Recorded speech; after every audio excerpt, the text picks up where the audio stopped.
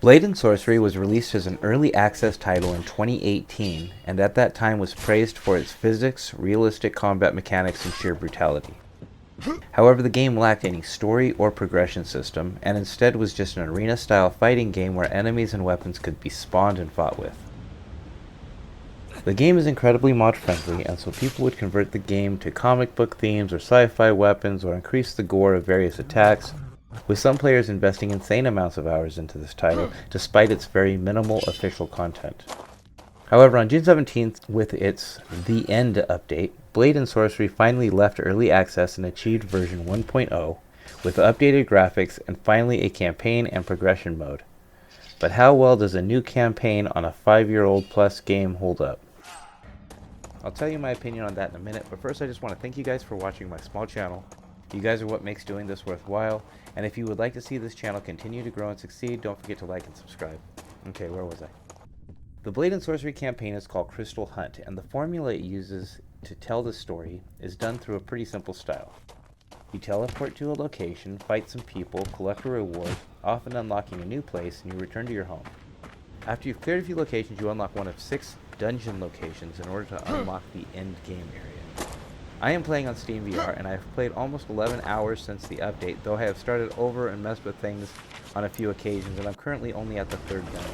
Online sources indicate the game campaign is about 7 hours long, and that seems realistic from what I have seen, with it taking about an hour to clear 2 outposts and a dungeon, which I am assuming will be something we will repeat doing for at least the first 6 dungeons.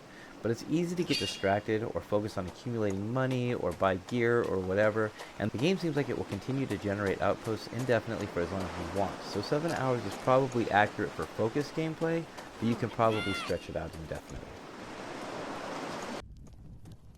Character progression is accomplished by collecting crystals and using them to unlock magic abilities. Each dungeon boss you defeat awards a crystal core, which will unlock a new style or element of magic that you can learn with the consumable crystals.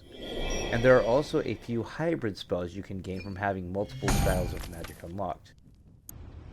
Character customization is pretty decent, with you being able to choose a male or female character of 5 model types each, and then you can choose their complexion, eye color, hairstyle and color, height, and for male characters, facial hairstyles and color. If you sit down while doing this process and auto-adjust the height, the game will give you a tiny character with little arms, which I found very amusing, and I played one of these small avatar types for over an hour just for fun.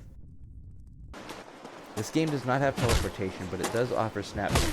Mods can be activated in the main menu so long as they are already downloaded, and you can choose to have player deaths result in either no penalty, gold loss, or you can set the game to permadeath.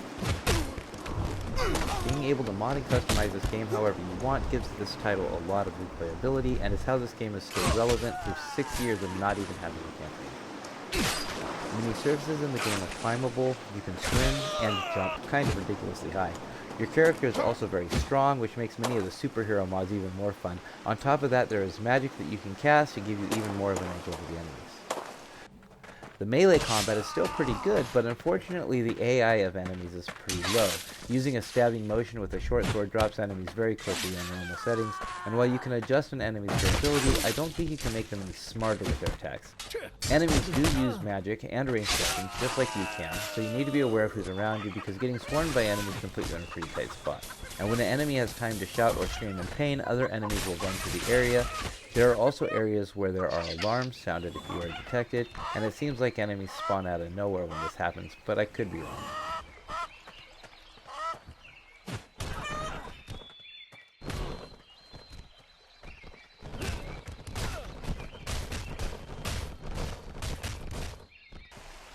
The game does have a few problems with orientation, which isn't surprising for a 2018 title, but it can be frustrating.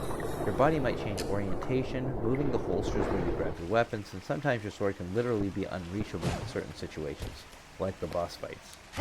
You can swim, but it's not easy to control, and getting out of the water can be frustrating at times.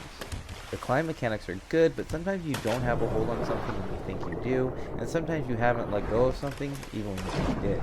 Also, occasionally my hand has gotten stuck in a door that I was in. The game seems to procedurally generate areas using a collection of recycled map pieces, so you will recognize areas as you run through them, but that doesn't mean that the full map layout is the same as last time. The boss battles are awesome, but it does seem like it's the same one just recycled 6 times. The game is fun, while it is not the most incredible campaign. Having a progression and campaign does add a lot to this title, and I have not tried mods since the update, so I'm not sure how well they work with the update or to what level people can mod the progression system, but I think this game still has a lot of life left. I am way more interested in completing this game now with a story than I was before, and if you've been avoiding this title because it lacked content, now might be the time to give it a try. The update has not come to Quest standalone yet, but it's in the works. The developer Warp Frog also stated in their roadmap that they will look into bringing the game to PSVR 2 after this 1.0 update, so hopefully we will hear news on that in the upcoming months. Have you guys tried this update yet, and what did you think of it? Let me know in the comments. If you haven't got this game yet, is this going to entice you into buying it? Please post down below. Thank you again for being here. Don't forget to like and subscribe, and game on.